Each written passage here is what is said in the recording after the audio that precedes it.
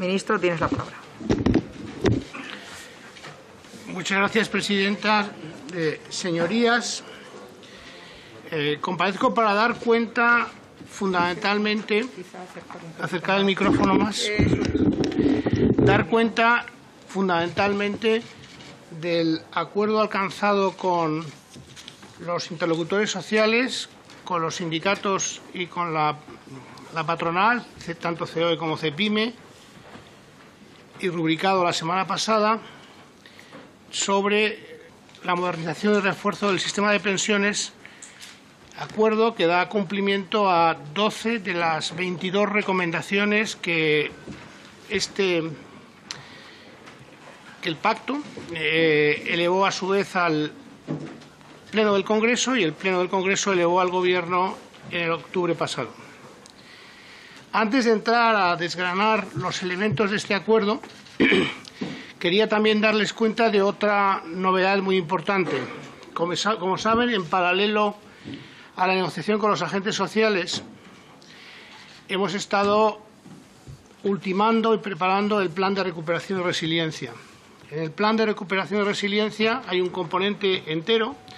el componente 30, dedicado a pensiones. Eso es así para España y para los distintos países porque el Plan de Recuperación y Resiliencia tiene que dar respuesta y acomodar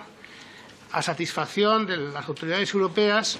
lo que se conoce como recomendaciones específicas de país. Es decir,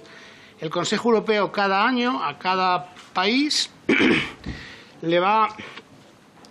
indicando aquellos elementos en los que tiene que mejorar, reformar, para que su desenvolvimiento dentro de la Unión Económica y Monetaria sea verdaderamente funcional. Todos los países se han comprometido a que en el Plan de Recuperación y Resiliencia correspondiente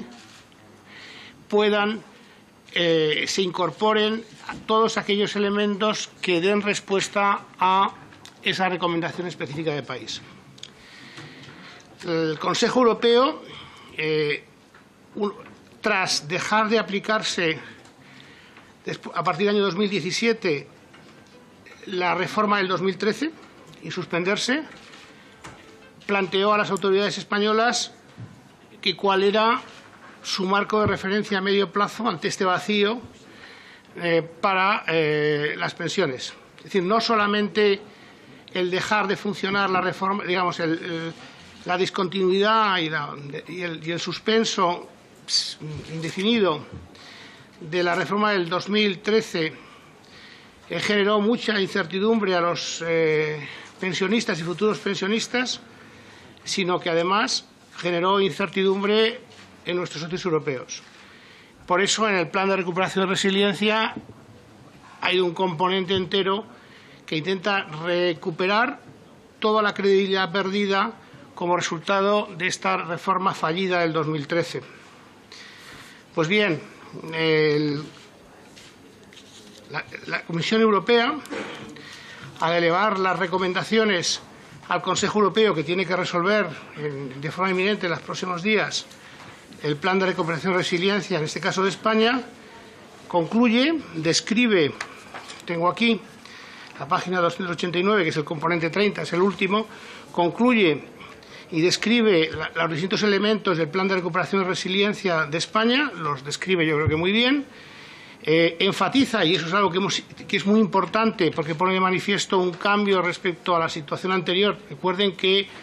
la reforma del 2013 se cerró sin acuerdo, ningún acuerdo en el diálogo social y sin ningún intento de consenso en el Congreso de los Diputados. Constata la Comisión Europea la importancia de que las medidas que hemos incorporado al Plan de Recuperación y Resiliencia responden a las recomendaciones del Pacto de Toledo, acordadas con un gran consenso, como ustedes saben, ustedes mismos son protagonistas de ese consenso, en octubre pasado, y también reconoce, y es muy importante, la importancia que se dialoguen y se consensúen en el diálogo social. Finalmente, la Comisión Europea concluye que lo que les hemos planteado en el componente 30 responde a la recomendación específica de país de preservar la sostenibilidad del sistema de pensiones que ha venido planteando a España en los últimos años. Creo que esto es muy importante. Es muy importante porque al mismo tiempo que se alcanza ese acuerdo en el Pacto de Toledo, al mismo tiempo que se alcanza el acuerdo y el consenso que voy a dar cuenta en el ámbito del diálogo social, también con nuestros socios europeos, y espero que la semana que viene con el Consejo Europeo, hay un reconocimiento de que España ha abordado los problemas y los retos que supone el envejecimiento del sistema de pensiones de una forma adecuada. Porque el consenso, digamos, a nivel internacional y el apoyo internacional es algo también muy valioso, como se ha materializado a la hora de suscribir el plan de recuperación y resiliencia. El trabajar en estas tres líneas en paralelo y hacerlas consistentes durante este último año, yo creo que es un éxito de todos, y hoy voy a dar cuenta de otro elemento del éxito, como es el acuerdo con los agentes sociales alcanzado la semana pasada. Porque yo creo que la experiencia que les estoy describiendo refleja hasta qué punto en un tema como las pensiones, donde se tienen que tomar planteamientos que afectan a tantísima gente y en horizontes tan largos de 30, 40 años, los consensos son fundamentales, los acuerdos bien engranados a los distintos niveles son absolutamente decisivos para que no ocurra lo que ocurrió con la reforma del 2013, que no tuvo prácticamente recorrido. Es muy importante que esto no vuelva a ocurrir, porque cuando se ponen en marcha reformas que dejan de aplicarse de forma casi inmediata, esto no solamente genera incertidumbre y desconcierto, sino que además supone un coste muy importante de credibilidad del país frente a las instancias internacionales. Con lo que estamos haciendo, y por eso doy cuenta específica del acuerdo de la Comisión Europea y los términos en los que está establecido, estamos recuperando mucha de esa credibilidad perdida, y eso es muy positivo para España. Como positivo es el acuerdo de la semana pasada, a las que le voy a dar cuenta. Antes de empiezo a utilizar el PowerPoint, quería darles también cuenta, como siempre hago, de algunos elementos informativos adicionales que hemos podido recabar, adicionales a los que les he presentado en otras ocasiones. Y eso es lo que llamo contexto y punto de partida. Nosotros hemos estado haciendo encuestas durante los últimos meses específicas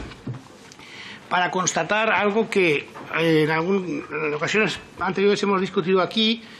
y que hace tan relevante nuestro trabajo, y es que en los últimos años ha cundido el pesimismo en la ciudadanía sobre sus pensiones actuales y sobre todo sobre sus pensiones futuras. Y eso tiene como raíz fundamental la falta de acuerdo sobre el marco de medio plazo en el que nos tenemos que desenvolver. Esto que lo hemos visto en distintas encuestas se constata en una encuesta específica que hemos hecho nosotros y cuyo resultado les doy cuenta en este momento. Casi el 70% de las personas encuestadas creen que su pensión será menores a la actual, y solamente un 20% piensa, uno de cada 5 piensa que será igual a la actual. Este pesimismo, es decir, se da de bruces completamente con elementos centrales, fundamentales del acuerdo del Pacto de Toledo y de lo que estamos desplegando. Por tanto, yo creo que está, de verdad, debe estar en el ánimo de todos poner en valor lo que hemos acordado entre todos, lo que seguimos acordando entre todos, para eliminar esa incertidumbre y para que quede claro que con dos elementos fundamentales, la eliminación de los gastos impropios y la separación de fuentes, que ya hemos acordado en gran medida y seguimos acordando, y la revalorización de las pensiones con el IPC que se va a culminar en cuanto el texto llegue al Congreso, el texto que desarrolla el acuerdo con los agentes sociales y que a su vez responde a una de las recomendaciones fundamentales que ustedes nos hicieron. Con esos dos elementos tenemos que, entre todos, yo creo, transmitir la convicción de que hemos incidido sobre los dos elementos fundamentales que están en la base de este pesimismo, que ya no más debería estar fundado. El segundo elemento que les quiero traer a colación es el de las previsiones. Hemos seguido manejando previsiones muy pesimistas. Aquí traigo las previsiones utilizadas la Comisión Europea en el EU Report, el reporte sobre envejecimiento del año 2018, el penúltimo, donde daba la estimación de que al 2050 la reversión del IRP y la supresión del factor de sostenibilidad, es decir, el dejar sin efecto la reforma del 2013, tenía un impacto de 6 puntos más de gasto en el 2050. Es este tipo de previsiones que se han hecho sin mucho rigor y necesariamente pesimistas y alarmistas, las que han alimentado esta inquietud en la sociedad. Y aquí simplemente reflejo de nuevo lecturas en los periódicos que siguen apareciendo de vez en cuando, con interpretaciones verdaderamente poco acertadas y desde ángulos inadecuados sobre cuál es la situación financiera de la seguridad social, más aún cuando veamos lo que hemos acordado y lo que estamos acordando en este fondo. Yo creo que la propia reforma del 2013, validaba el mensaje de que teníamos un problema gordísimo. Realmente, aquí traigo de nuevo el EU Report, el informe de envejecimiento del 2021, lo acaba de publicar la Comisión, donde ha revisado las estimaciones de lo que suponía la reforma del 2013, es decir, la puesta en marcha de la revalorización según un mecanismo de reequilibrio de la situación financiera de la seguridad social, con una revalorización del 0,25, 0,50, y el factor de sostenibilidad. En términos estoy simplemente dando datos de la Comisión, en términos del ratio pensión media sobre salario medio, lo que estima la Comisión es que ese ratio, que es un indicador de los más habituales para medir la suficiencia del sistema de pensiones, ese ratio que se situaba en el 66% de pensión media sobre salario medio en el año 2019, con la reforma del 2013 iba a ir decreciendo progresivamente hasta situarse en el 30% del salario medio en el año 2070, en un proceso progresivo. Básicamente quiere decir una pérdida de poder adquisitivo de las pensiones durante este periodo progresivo a largo plazo del 40%. Esto es lo que dejó de aplicarse en cuanto se percibió la magnitud de lo que significaba, y que ahora la Comisión Europea en el informe del 2021 le pone números muy concretos, y esto es lo que estamos revirtiendo y, entre todos, reconstituyendo un modelo totalmente distinto. De hecho, y yo creo que este es un punto de partida muy importante, una de las cosas a las que nos hemos tenido que esforzar mucho con la Comisión es que nos encontramos con que en el informe anterior de la Comisión Europea del año 18, el informe de envejecimiento estimaba este incremento del gasto en pensiones por revertir el IRP y el factor de sostenibilidad en 5 puntos. De nuevo, estaba basado en estimaciones muy exageradas y muy pesimistas que habían sido aceptadas, digamos, por el Gobierno español. Nosotros hemos discutido intensamente con la Comisión estos escenarios, los hemos basado en estimaciones mucho más finas de la propia Seguridad Social y de la Autoridad Independiente de Responsabilidad Fiscal, y yo creo que ahora tenemos, afortunadamente, y esto es muy importante en todas las discusiones que tenemos con las autoridades europeas, que el Aging Report, que a su vez es el resultado del trabajo del Aging Working Group, del grupo de trabajo de envejecimiento, que a su vez alimenta al ECOFIN, es decir, es uno de los grupos que termina reportando al ECOFIN, acaba de revisar su estimación sobre estos impactos y los ha bajado a 3,5 puntos, lo que nos da un escenario de 5 a 3,5 puntos, nos da un escenario con el que nosotros estamos bastante conformes y cómodos y nos permite tener una discusión mucho más, digamos, menos tensionada y mucho más abierta y con un marco de referencia de cifras consensuado con las autoridades europeas. Este es el marco general. Y quiero recordarles que este es el punto del procedimiento en el que estamos. Ustedes acordaron esas 22 recomendaciones, las elevaron al Gobierno, el Gobierno las ha estado concretando con los agentes sociales. La semana pasada esas recomendaciones las plasmamos también en el Plan de Recuperación y Resiliencia que enviamos a las autoridades europeas hace unos meses y que, como estaba explicado antes, la Comisión lo ha visto, ha hecho una valoración muy favorable. Y en paralelo hemos estado dialogándolo y acordándolo con los interlocutores sociales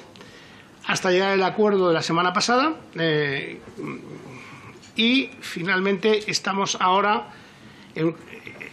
lo hemos plasmado en un anteproyecto de ley que presenté ayer al Consejo de Ministros, que pasará los trámites adecuados durante el verano para que pueda llegar a la Cámara a principios de septiembre y pueda discutirse en la comisión correspondiente, que es la Comisión de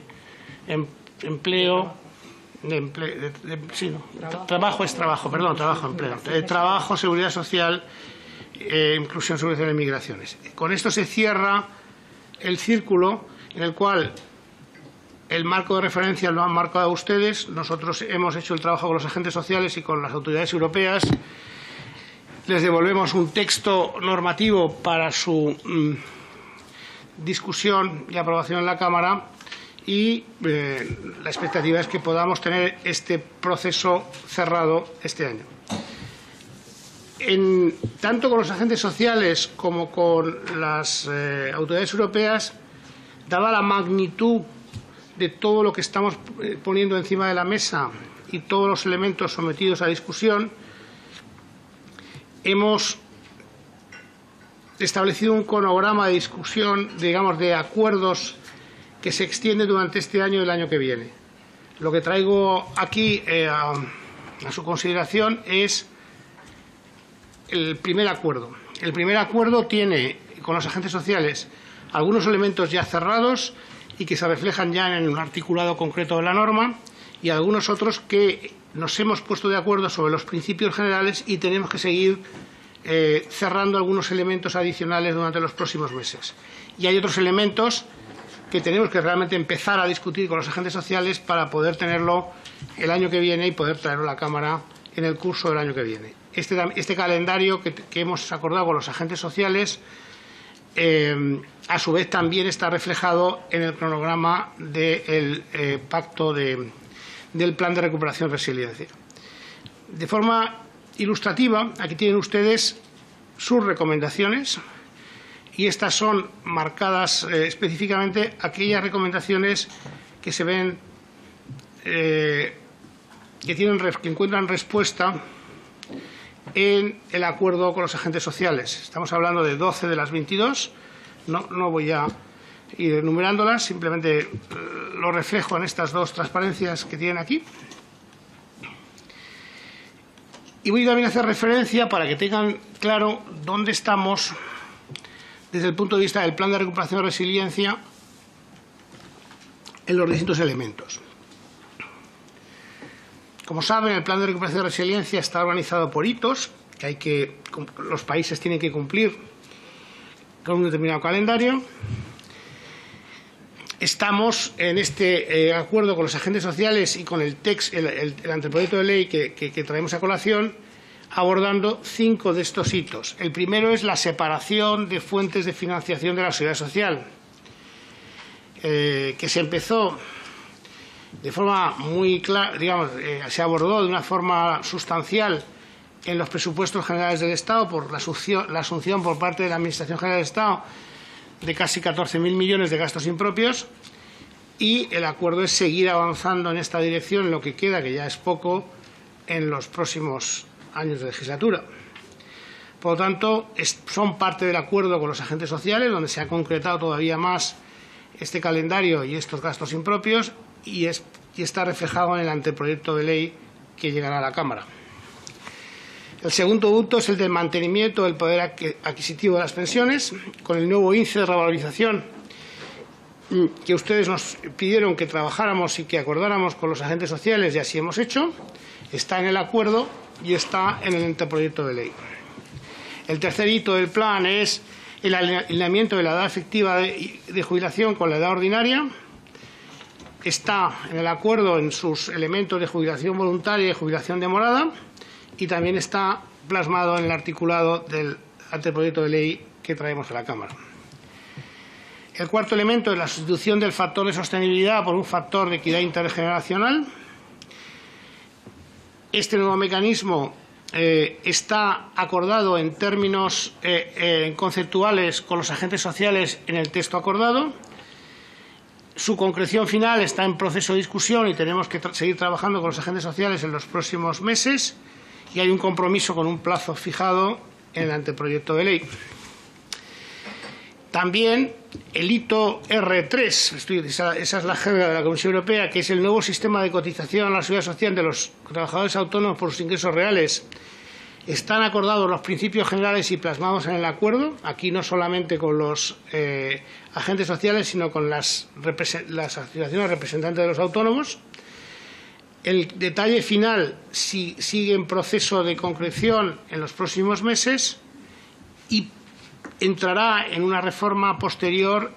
normativa que nos hemos comprometido con las autoridades europeas a traerla a esta Cámara a principio del año que viene, del 2022, con el objeto de que la reforma entre en vigor en el 2023. Esta, por lo tanto, les da una fotografía integral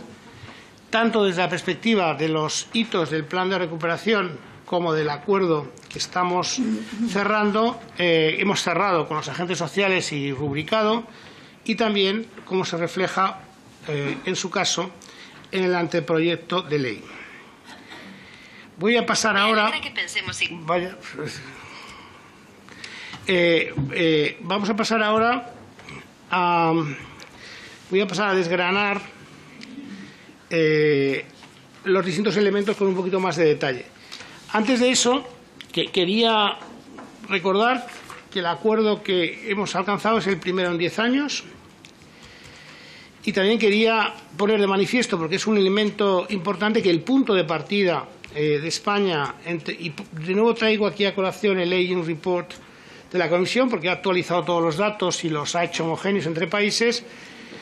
Este es el gasto en pensiones públicas por países en el año 19. Como ven, la mayoría de los países de nuestro entorno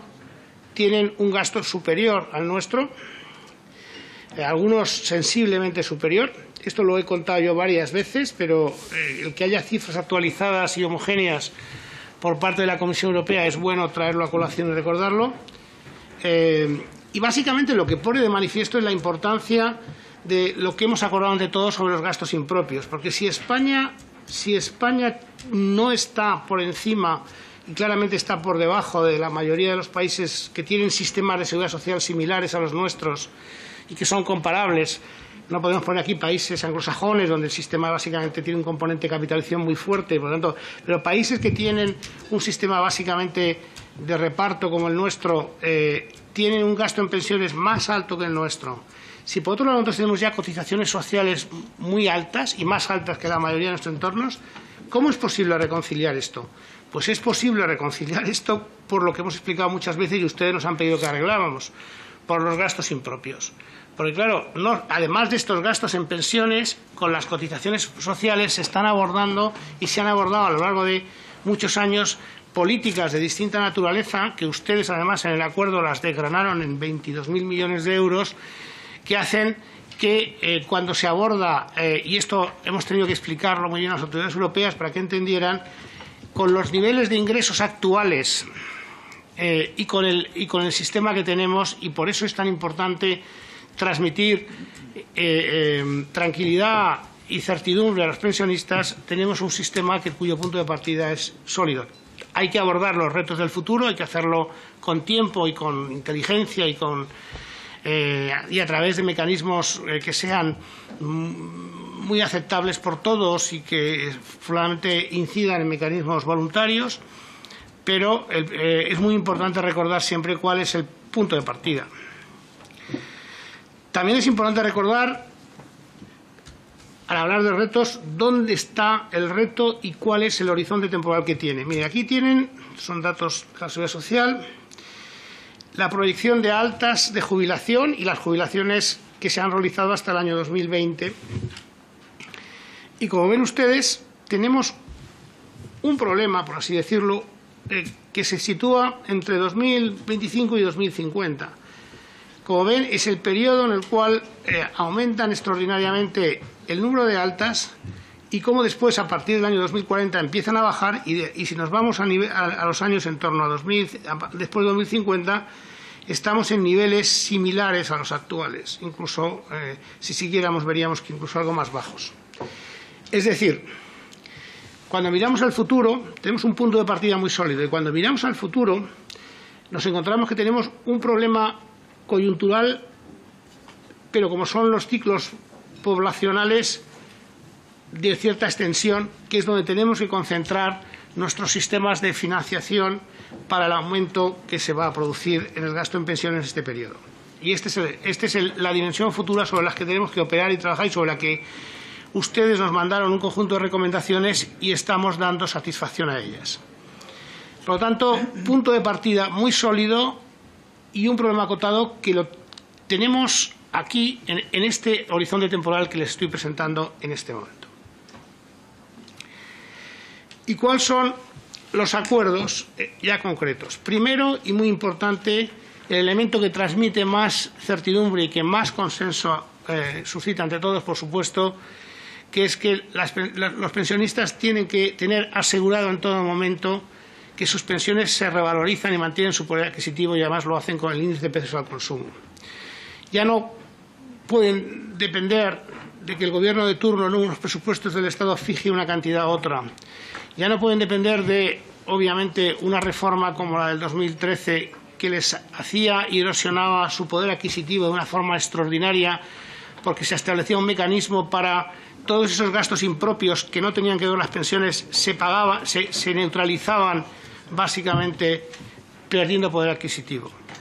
Con esto damos respuesta a la recomendación 2 y 15 del Pacto de Toledo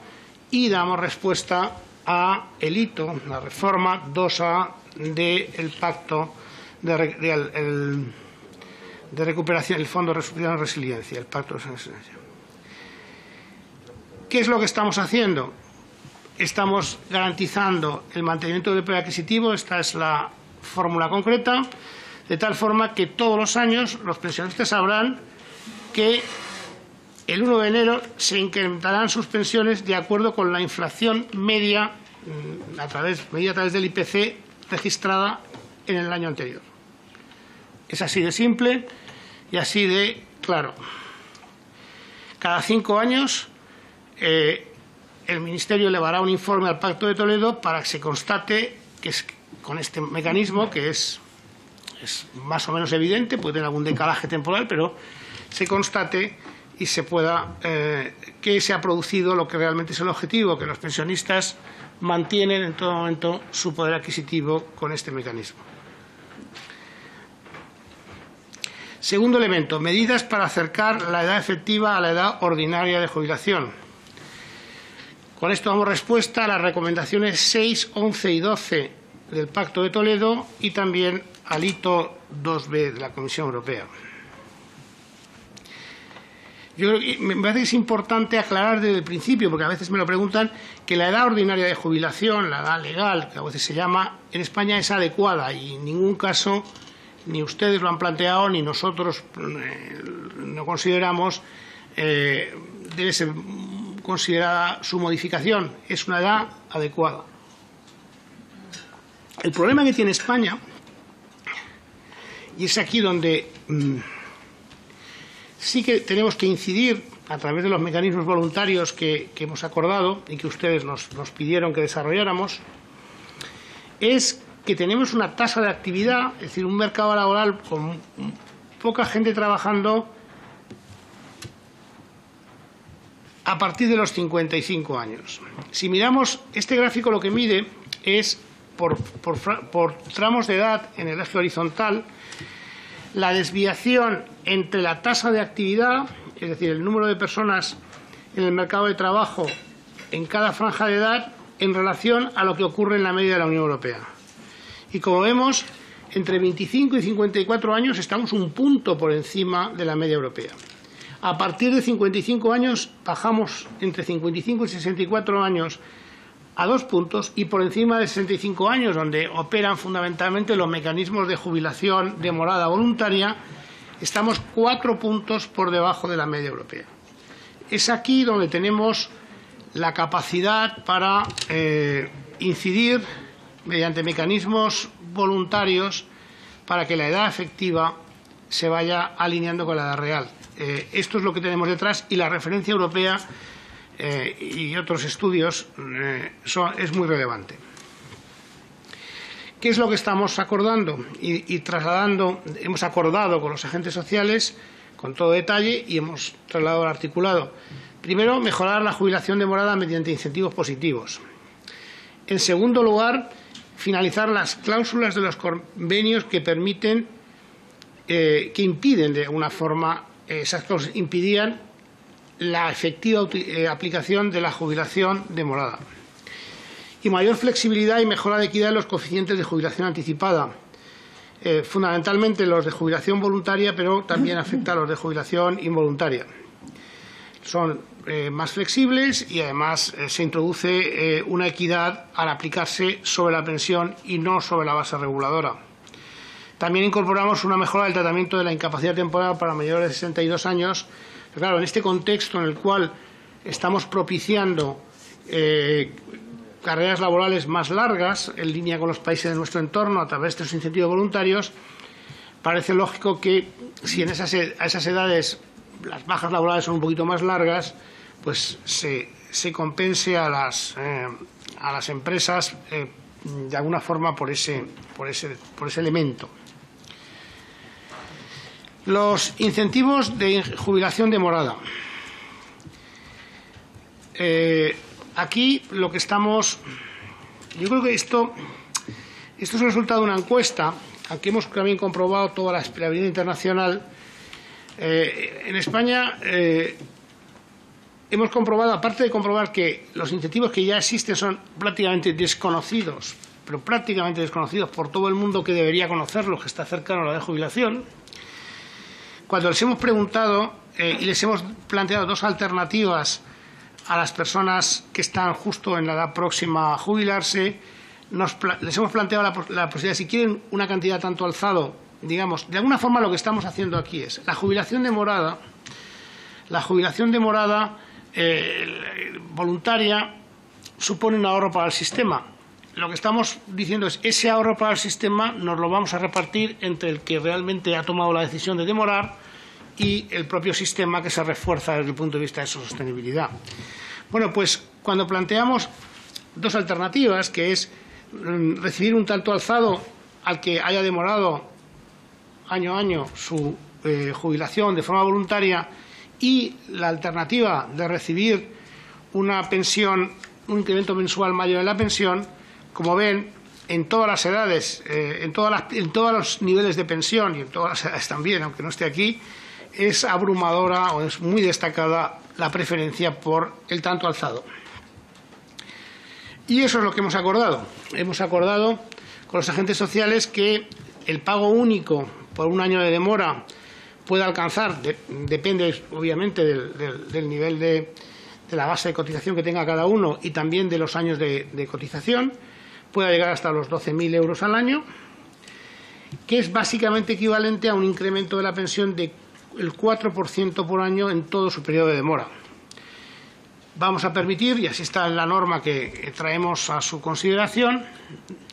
la combinación de los dos elementos. Puede tener una combinación de demora y de incremento, con lo cual pues uno elige la combinación que le parece más adecuada, aunque hemos percibido una cierta preferencia por la cantidad tanto alzada.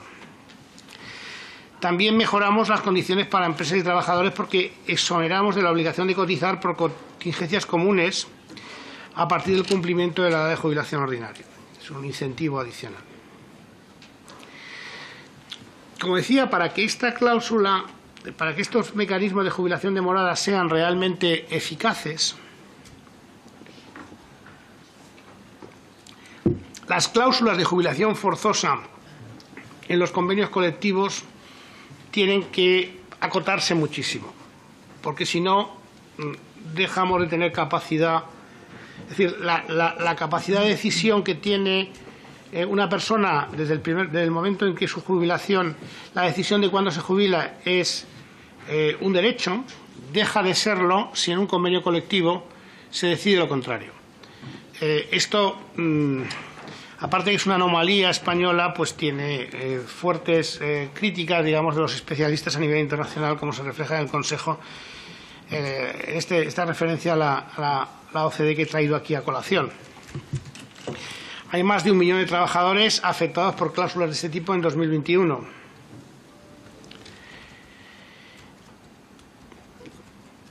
¿Qué es lo que hemos acordado? Lo que hemos acordado es que no será posible ejercer cláusulas convencionales de jubilación forzosa de trabajadores con una edad inferior de 68 años. Y por encima de dicha edad será posible solo si la persona que se jubila tiene derecho al 100% de la pensión y cada jubilación conlleva simultáneamente la contratación indefinida y a tiempo completo de otra persona trabajadora. Hemos establecido una cláusula de género, hemos acordado con los agentes sociales una cláusula de género, por así decirlo, de excepciones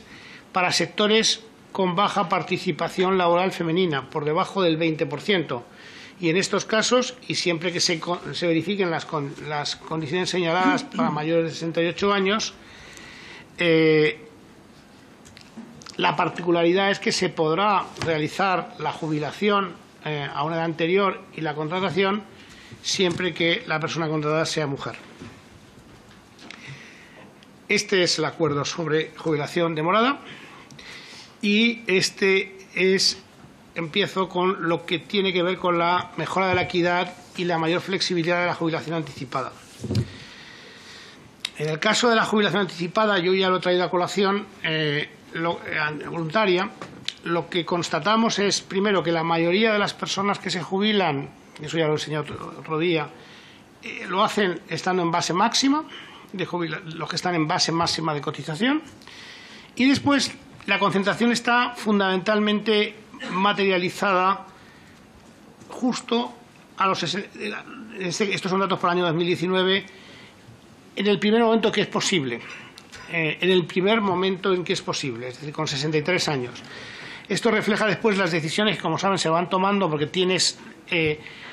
los mecanismos, digamos, los desincentivos van reduciéndose en el tiempo por trimestres y, por lo tanto, esas barras mayores trimestrales reflejan decisiones adicionales en trimestres posteriores. Por ejemplo, jubilarse anticipadamente no en 2 años, sino en 1 año,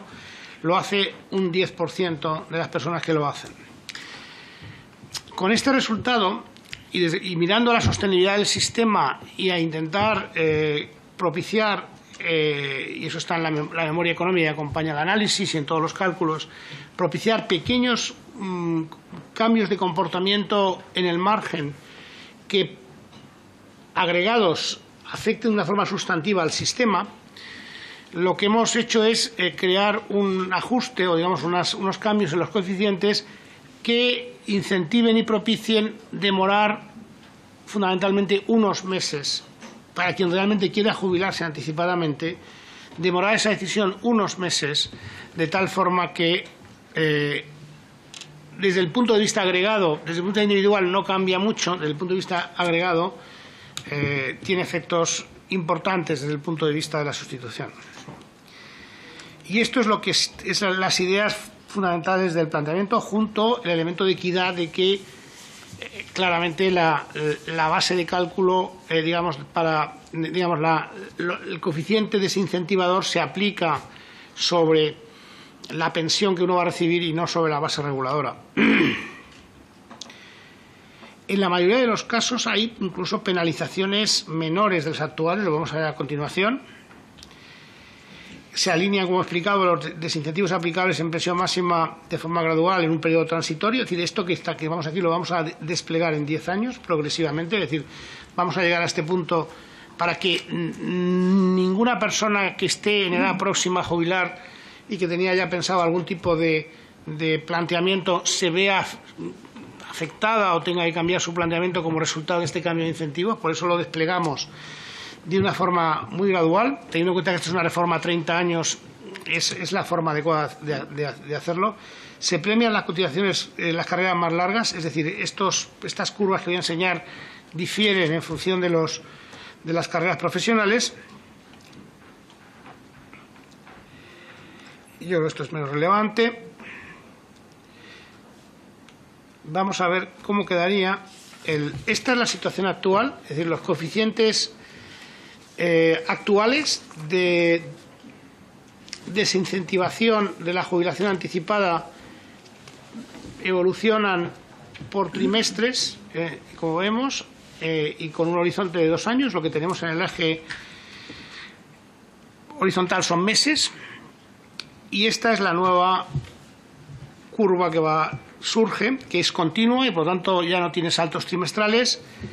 y genera, digamos, un cambio para cambiar este cambio de comportamiento en los primeros meses, pero después, digamos, excepto muy al final,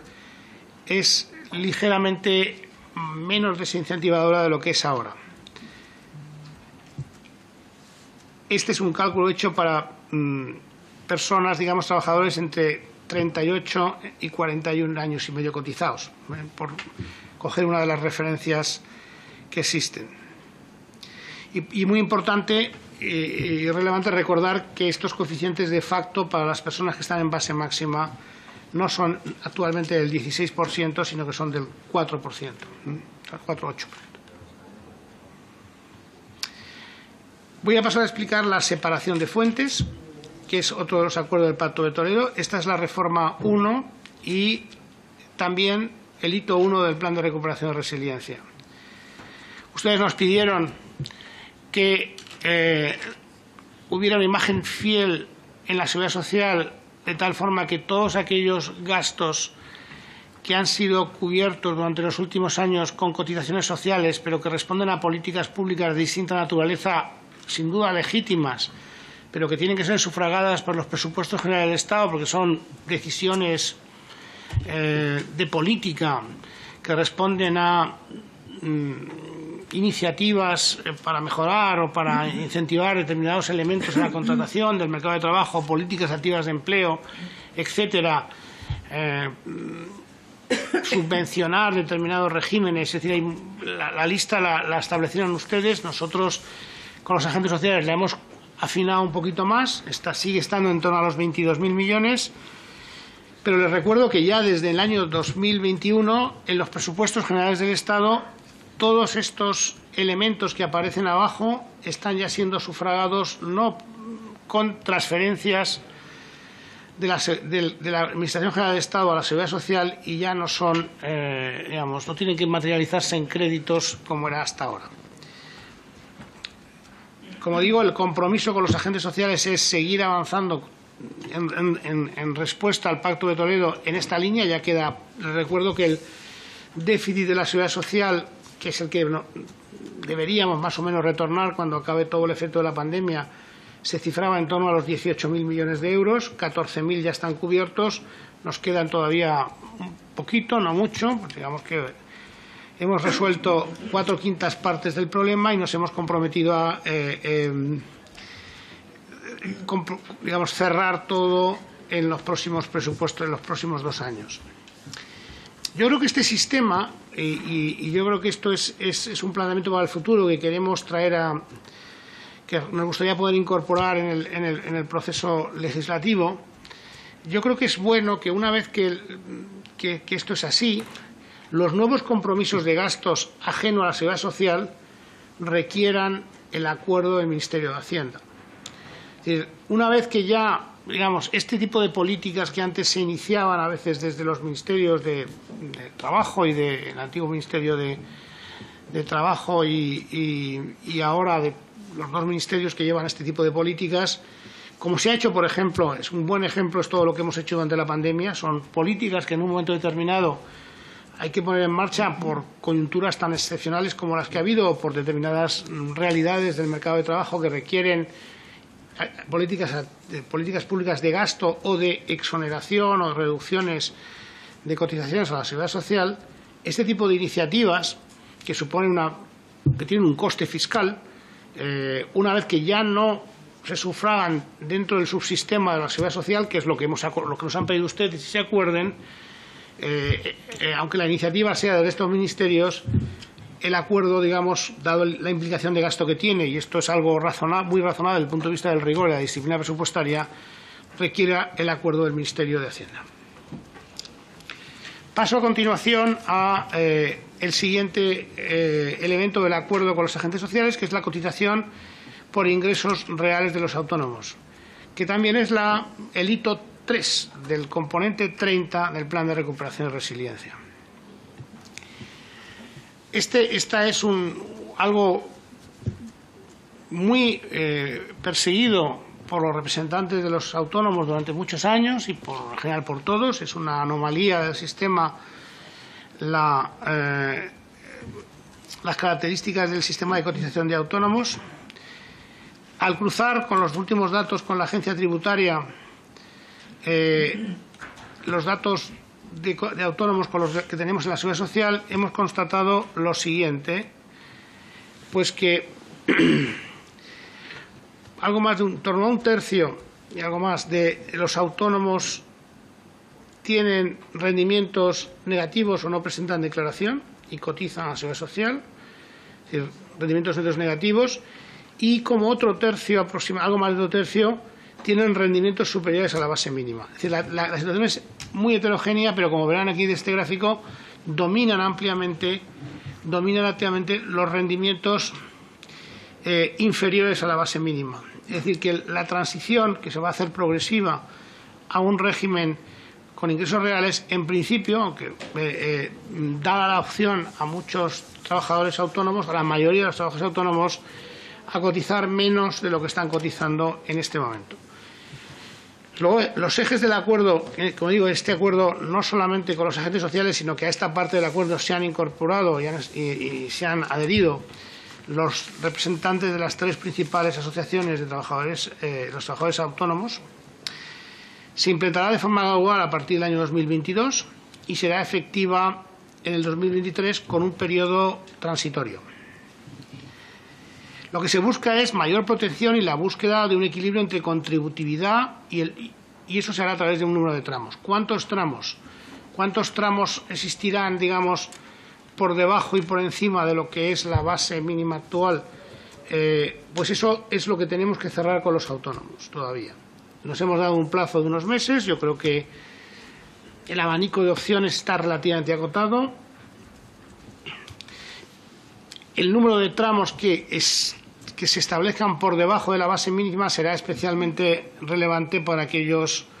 autónomos que tengan ingresos por debajo del salario mínimo, que son muchos, porque el salario mínimo y base mínima pues están más o menos alineadas. Hemos acordado que los autónomos puedan elegir su base de cotización en distintos momentos del año. Es decir, es verdad que los autónomos, sobre todo si hubiera muchos tramos, si hay menos tramos es menos relevante, pero si hay muchos tramos, los autónomos van estimando cuál va a ser su rendimiento neto al final del año y en función de eso pueden ir ajustando y lo pueden hacer trimestralmente como hacen ahora declaraciones. Eso va a ser un sistema muy sencillo y pueden modificar a su elección en qué tramo quieren cotizar durante el año y después, terminado el año, cuando llegue la hora de regularizar, pues podrán también tener opciones distintas de si quieren dejar a cuenta para el futuro. O pueden. Estamos discutiendo con los autónomos un modelo que yo creo que va a ser muy flexible, se va a desplegar gradualmente, así están todos los elementos del acuerdo y va a generar, pues yo creo que mucha equidad y sobre todo que un número también significativo de autónomos tengan pensiones y se beneficien más del sistema de seguridad social de lo que se benefician en este momento. El siguiente elemento es la sustitución del factor de derogación y sustitución del factor de sostenibilidad. Esta es la recuperación. Esto está en la recomendación 17 bis, indirectamente de la recomendación del Pacto de Toledo, y es la reforma 2D del Plan de Recuperación y Resiliencia. Yo creo que es conveniente recordar qué es lo que se está derogando con el factor de sostenibilidad.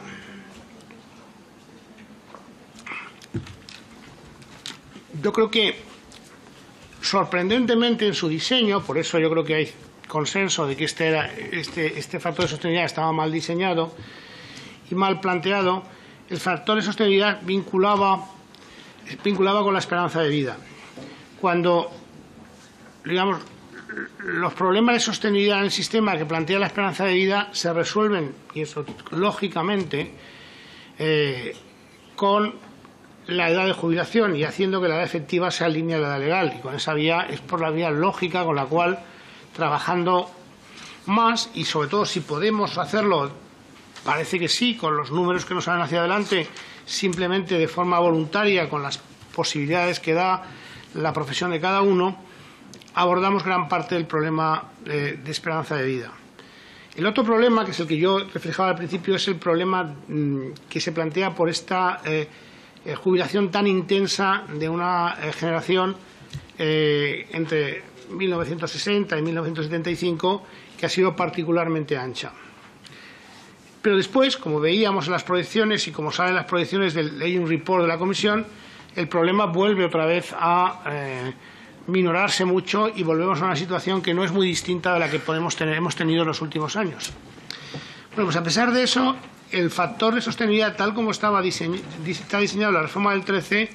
suponía un recorte creciente de pensiones con una fórmula alineada con la esperanza de vida pasada y pasada en varios años, que debería haberse empezado a aplicar en el año 2019 y que supondría un recorte de pensión para un trabajador con una pensión. He hecho la simulación siguiente: para un trabajador con una pensión de 1.500 euros y que se jubilara a los 67 años, jubilándose en el año 30, en el año 50 y en el año 70, este sería el recorte en términos reales de su pensión de aplicar el factor de sostenibilidad. Esto es lo que estamos derogando entre todos. Y claro, como vemos en este, y esto es muy importante, en este gráfico, el efecto es creciente en el tiempo y va afectando más a los más jóvenes. La forma en que está diseñado el factor de sostenibilidad hace que los que hoy son más jóvenes y empiezan a jubilarse, digamos, a partir del año 2050, que son personas dentro de 30 años, pues que ahora tienen 35 o 40 años, tendrían una merma en su pensión muy superior a la que tendrían las personas que se jubilan, por ejemplo, en el año 2030, que son personas que ahora pueden estar en torno a los 55 años o así, 57 años. Es muy importante entender qué es lo que estamos sustituyendo. Este mecanismo lo estamos sustituyendo y por eso es tan importante desde el punto de vista de la equidad intergeneracional, porque para un problema que se concentra en el tiempo, donde lo que yo he reflejado antes, se estaba aplicando este mecanismo, que es este factor de sostenibilidad. Ante la eventualidad de que en el periodo, y digo ante la eventualidad porque nosotros hemos hecho números y como está explicando, el punto de partida es un punto de partida muy sólido de pensiones,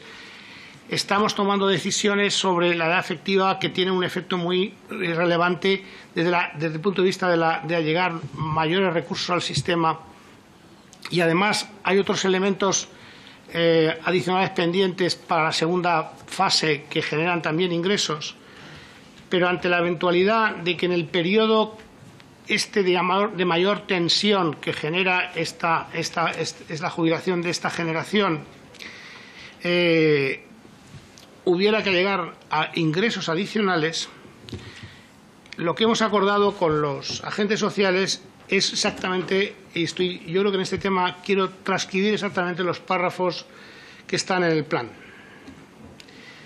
Es decir, primero la sustitución y que exista un mecanismo que esté disponible para su eventual funcionamiento a partir del año 2027, que es cuando realmente tenemos nosotros acotado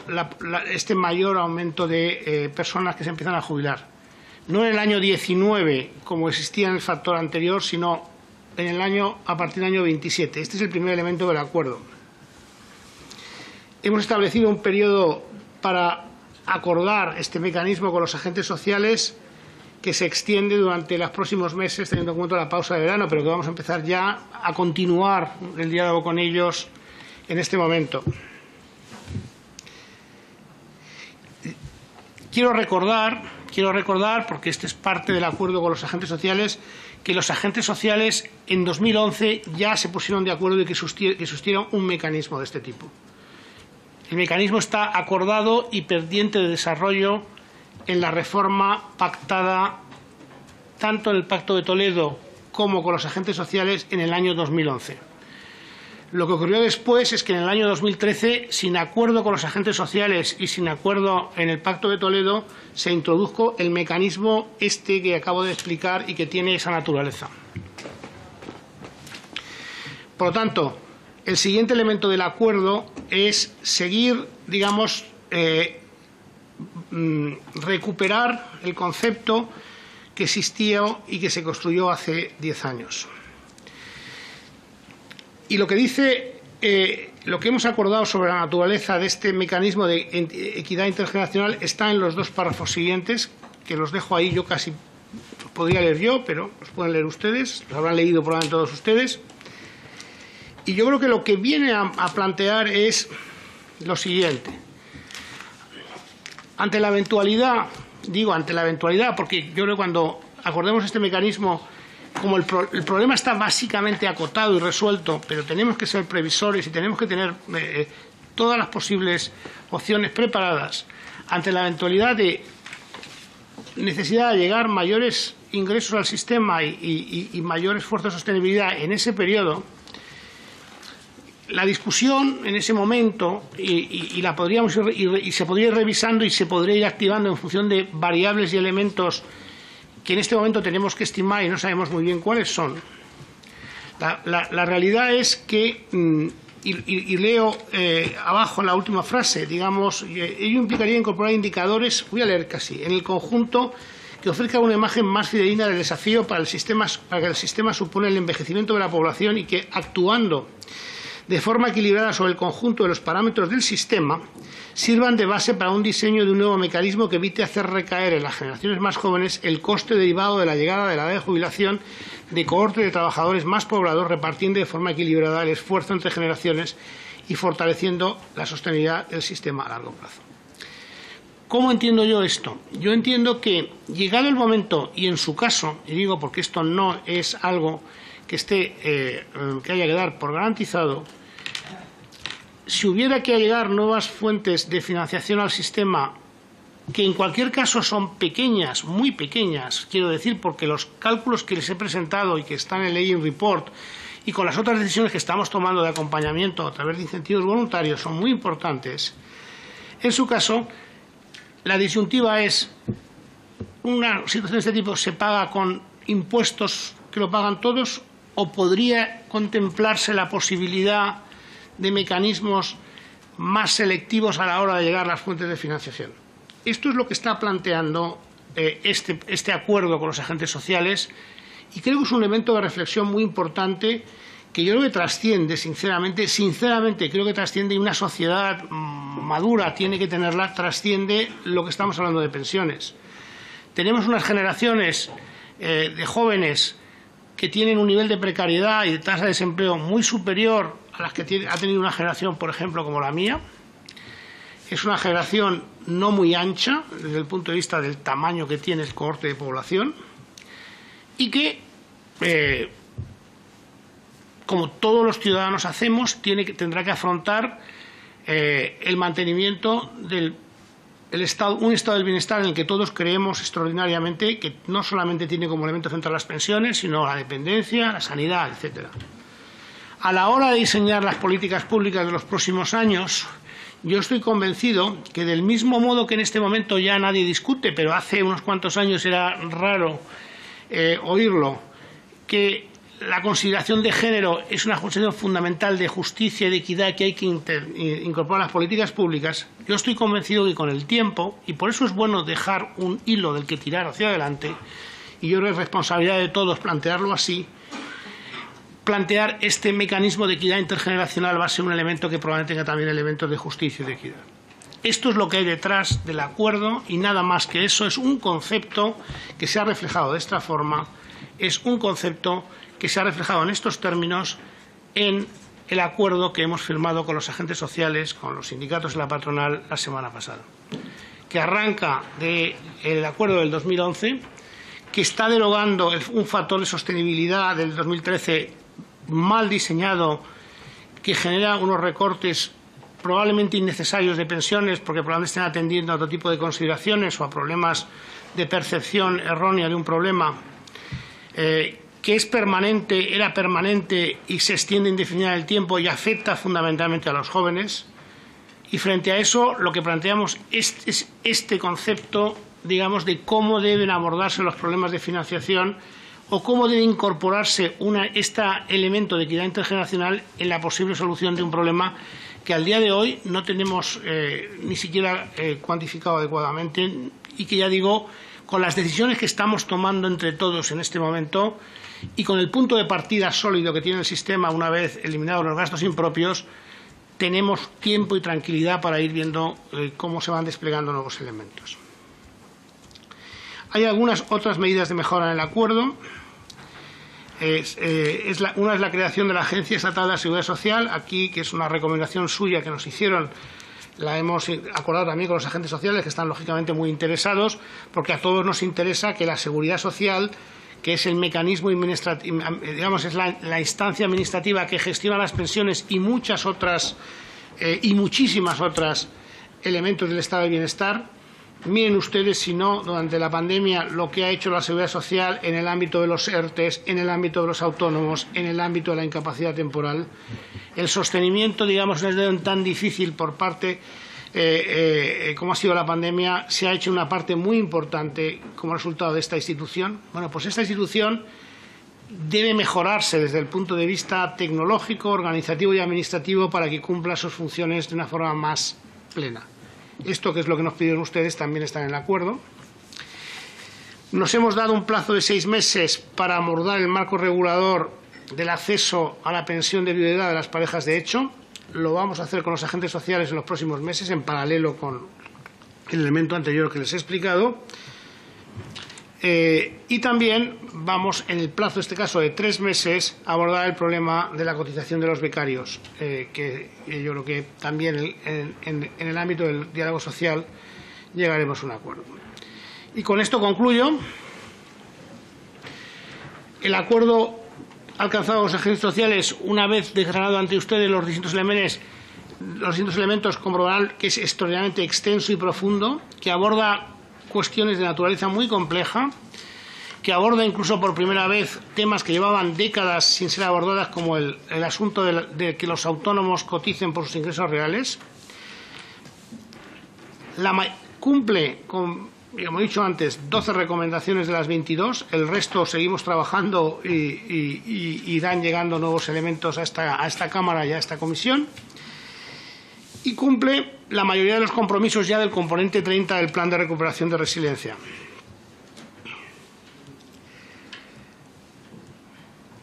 Despeja fundamentalmente las incertidumbres que generó la reforma del 2013 y sobre todo la ausencia y el vacío en el que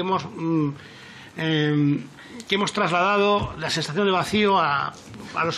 los pensionistas y futuros pensionistas, y aborda claramente los problemas del reto demográfico en distintas líneas. Lo más importante en esta revalorización es la revalorización de las pensiones y el mantenimiento del poder adquisitivo. Esto es lo que asegura la suficiencia de las pensiones fundamentalmente, y lo hacemos con una fórmula sencilla, clara, que va a tener todo el mundo y que va a despejar cualquier duda indefinidamente sobre cómo van a evolucionar las pensiones de los pensionistas actuales y futuros. Se fortalece extraordinariamente la estructura financiera de la Seguridad Social con un reconocimiento por la Administración General del Estado de gastos impropios que superan el nivel de déficit de la Seguridad Social de partida. Trabajamos, yo creo, y esto es moderno, alineando incentivos para que la edad efectiva de jubilación siga aumentando, y damos más flexibilidad donde ahí se puede dar en la toma de decisiones. Y finalmente incorporamos mecanismos de equidad y sostenibilidad al sistema, como la cotización de los autónomos por ingresos reales y este nuevo concepto que tenemos todavía que terminar de parametrizar sobre el mecanismo de entidad generacional. Muchas gracias, presidenta, señorías. Muchas gracias, ministro, por sus explicaciones.